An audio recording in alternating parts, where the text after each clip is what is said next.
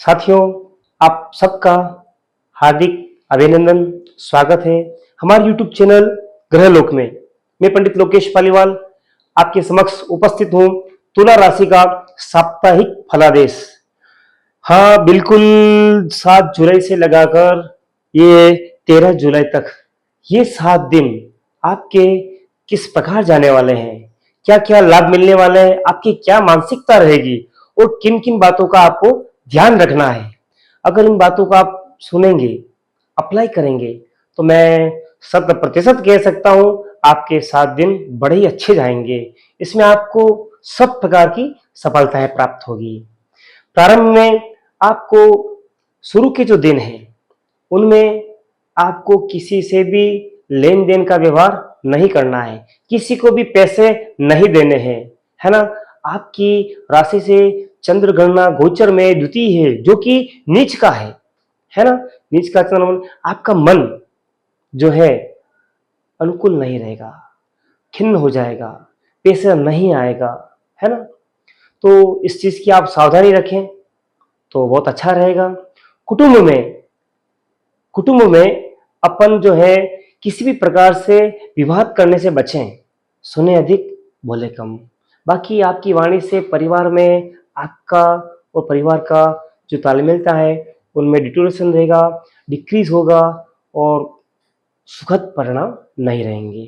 साथ में यहाँ आपको मुख रोग, है ना, दंत रोग या जो है आपको देखिएगा कि खाने पीने में तीखा, चरका, चटपटा ये खाने के, नमकीन खाने के आपके बड़े विशेष योग रहेंगे।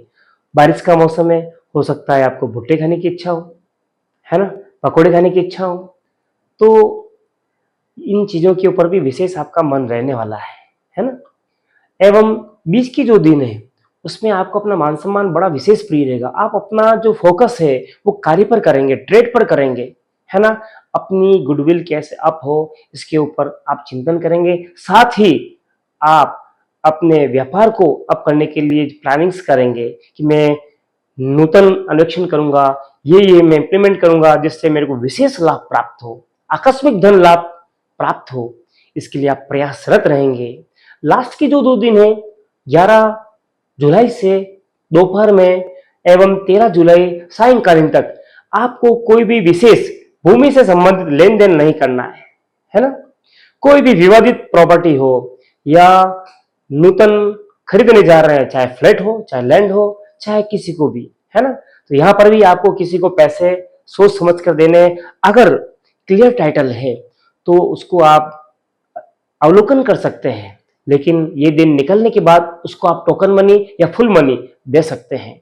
तो अपना जो सप्ताह का ये विशेष शेड्यूल अगर आप ध्यान में रखेंगे और आप बनाएंगे, इसको फॉलो करेंगे, बाकी सारी चीजें आपके अनुकूल रहने वाली है।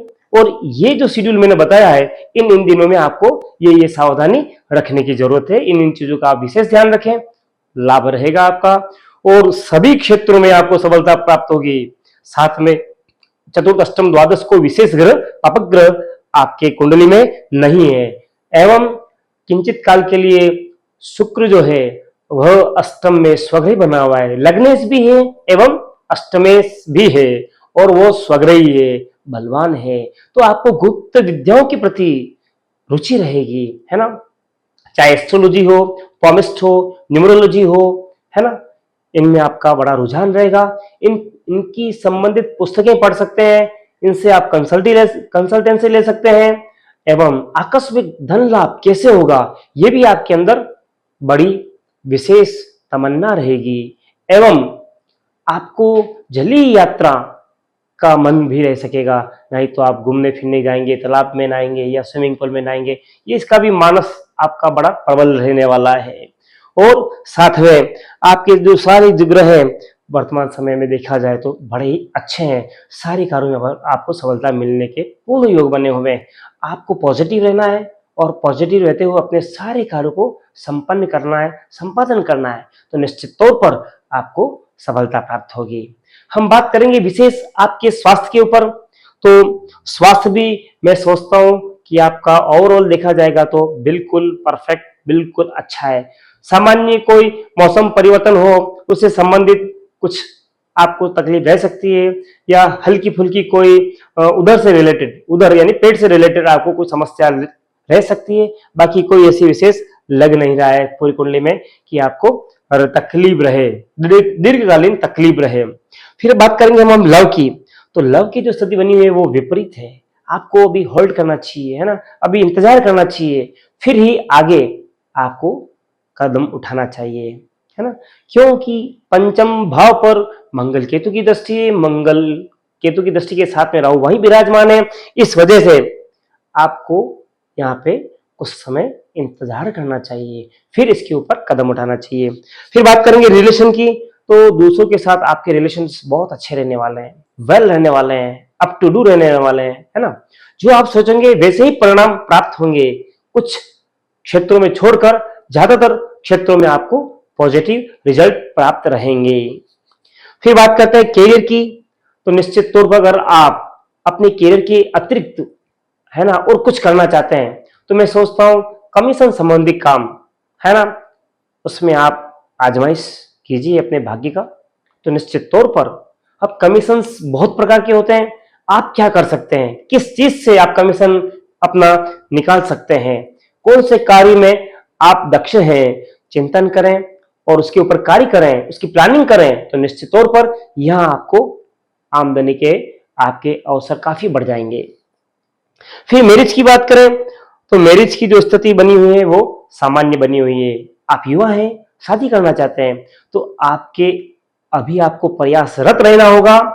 आपको परिवार को दोनों को प्रयासरत रहना है, साथ में कुंडली मिलान करना है, रोका कर सकते हैं। शादी के योग आंशिक है, पूर्ण नहीं है, विशेष प्रयासों के ऊपर ही संभव है।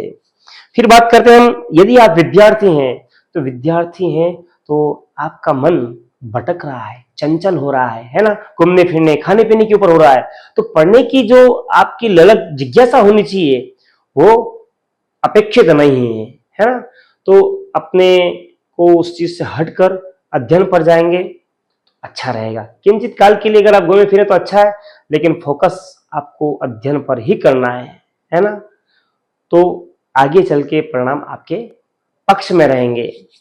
फिर बात करते हैं आध्यात्मिक जीवन की। आप आशावादी हैं, घूमने फिरने के साथ देव दर्शन भी करेंगे, घर में, परिवार में, बाहर आप पूजा ज्वाइन कर सकते हैं, हवन इत्यादि ज्वाइन कर सकते हैं, किसी की मदद कर सकते हैं। आप आशावान रहेंगे, आपका विल पावर, डिसीजन पावर भी वेल रहने वाला है।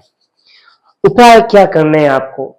सबसे सुंदर उपाय है आपको दूसरों को भोजन करवाना है ना, बड़ों को प्रणाम करना है, एवं घर से कुछ मीठा खा के निकले। ये सामान्य उपाय कीजिए, सभी चीज आपके पक्ष में रहेगी। प्रणाम, धन्यवाद।